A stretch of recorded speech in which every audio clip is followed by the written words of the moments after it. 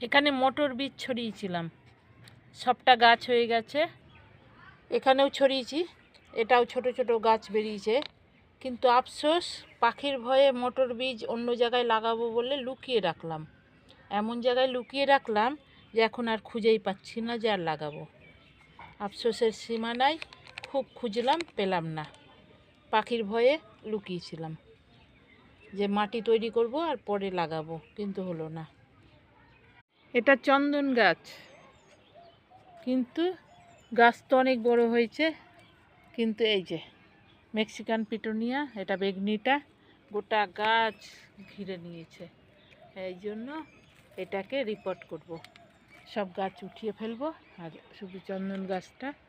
তো এটা নিয়ে অনেক ডিবেট আছে। কেউ বলছে এটা আমি জানি রক্তচন্দন, কেউ বলছে রঞ্জন। যাই হোক, একটা হলেই হবে।